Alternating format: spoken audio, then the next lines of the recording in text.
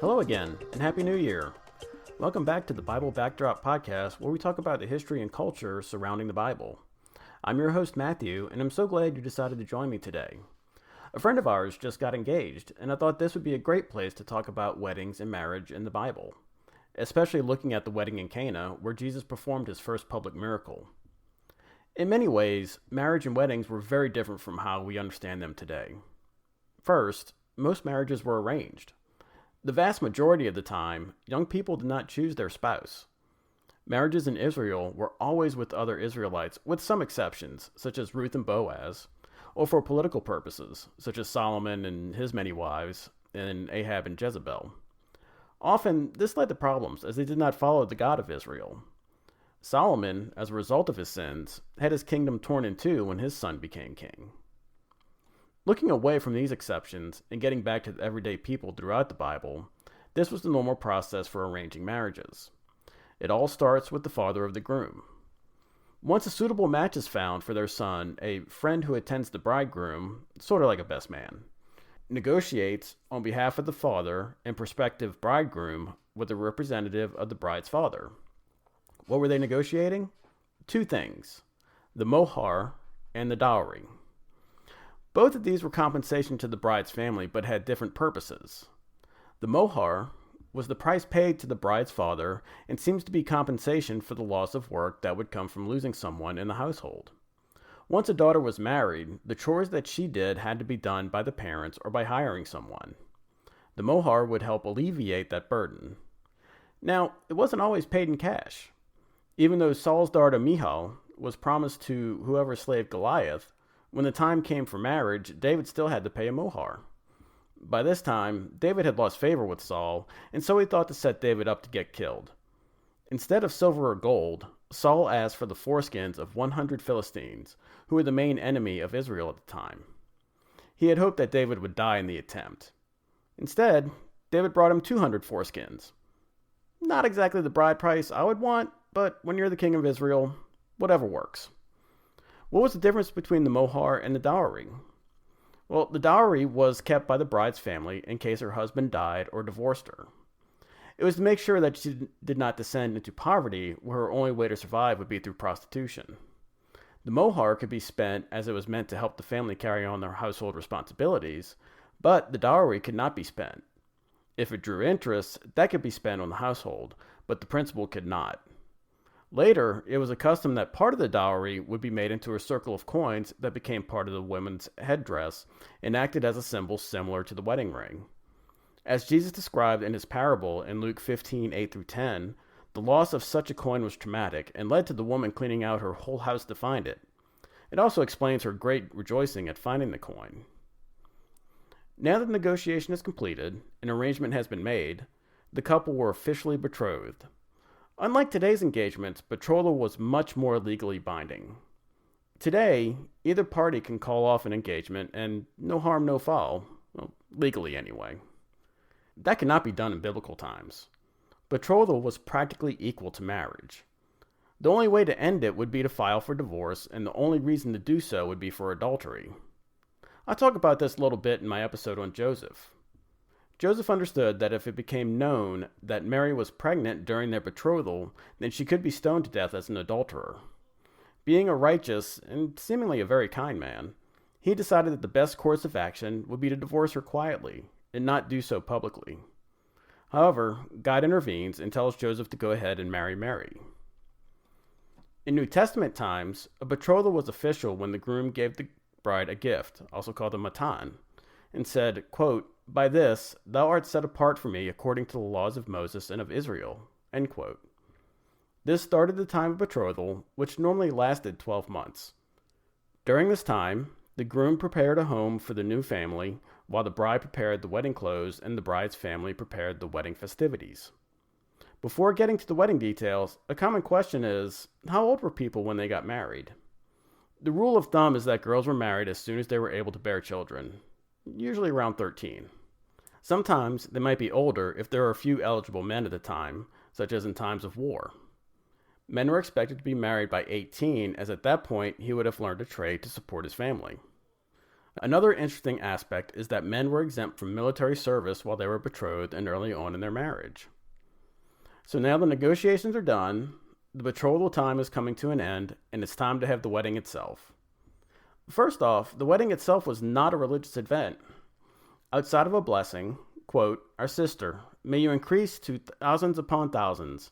May your offspring possess the gates of their enemies," end quote. There were no other religious parts of the wedding. It wasn't until recently that a rabbi or priest were required to be in attendance. The marriage involved the drawing up and acceptance of a legal contract. The wedding did involve dressing up. The bride and groom were dressed in their best clothes, and the bride was adorned with jewels, either her own or borrowed. The girls who dressed her accompanied her as her companions, while the groom was accompanied by the friend of the bridegroom. The bride and groom looked and acted like a king and queen. After getting dressed up, the bridegroom with his friend went out in the evening to get his bride from her father's house. When they arrived, the whole procession went back to the groom's new home to start the festivities. The dark roadway would be lit with oil lamps held by wedding guests. In the parable told by Jesus, the bride and groom were later than expected, and some people began to run out of oil. Only those who were prepared with extra oil were able to attend the wedding, as the others had to go get more oil and were locked out of the festivities. Along the way, there would be singing and dancing. It was a time of celebration for the whole village. Now, here's the kicker. The wedding feast lasted several days. The bride and groom entered under a canopy when they arrived at the house and presided over the feast. Much of the time was spent in eating and drinking. Keep in mind that the bride's family has been preparing for this for about a year. During the festivities, God's blessing was asked upon the couple. The men and women feasted separately from each other. So let's take a look at the wedding in Cana as described in the Gospel of John, chapter 2, verses 1 through 11. On the third day, there was a wedding in Cana of Galilee, and the mother of Jesus was there. And both Jesus and his disciples were invited to attend the wedding. When the wine ran out, the mother of Jesus said to him, "They have no wine." And Jesus said to her, "Woman, what does that have to do with us? My hour has not yet come." His mother said to the servants, "Whatever he says to you, do it." Now there were 6 stone water pots set there for the Jewish custom of purification, containing 20 or 30 gallons each. Jesus said to them, "Fill the water pots with water." So they filled them up to the brim. And he said to them, "Draw some out now and take it to the head waiter." So they took it to him. When the head waiter tasted the water which had become wine, and did not know where it had come from, but the servants who had drawn the water knew, the head waiter called the bridegroom and said to him, "Every man serves the good wine first, and when the people have drunk freely, then he serves the poorer wine. But you have kept the good wine until now." This beginning of his signs Jesus did in Cana of Galilee, and manifested his glory, and his disciples believed in him. Let's take a look at some of the details. First, Jesus is there with some of his disciples. He may have been asked to be there to provide the blessing for the couple. Also, the belief is that it was the wedding of a family member, probably the bride's family. This is why Mary is so worried that they've run out of wine. If this is discovered, it would damage the family's reputation in the village.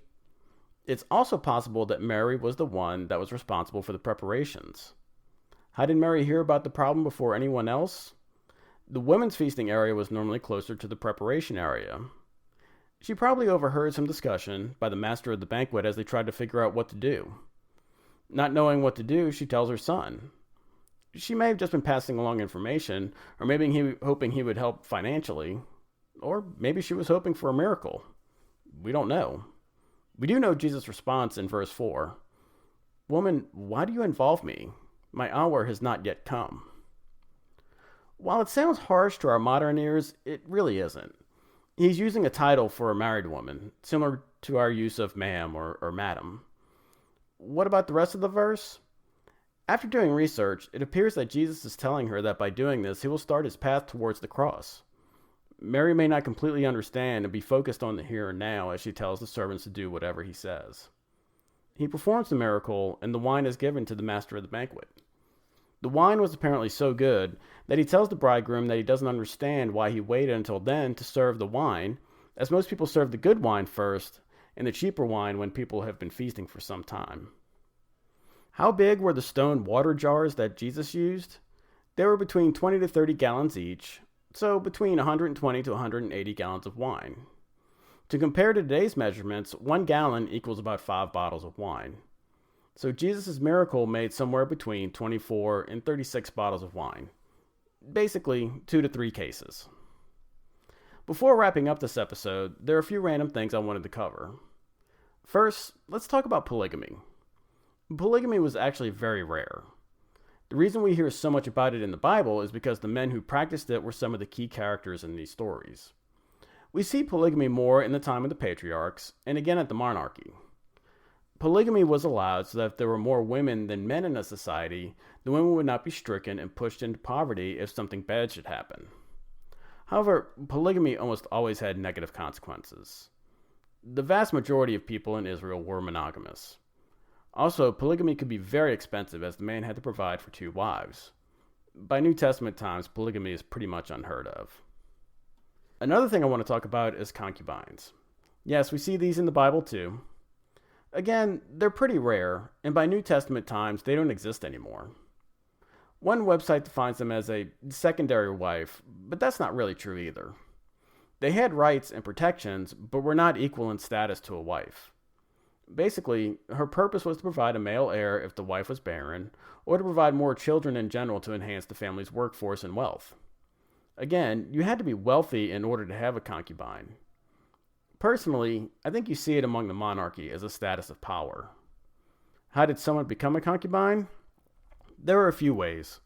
First, a free Hebrew woman could offer to become a concubine.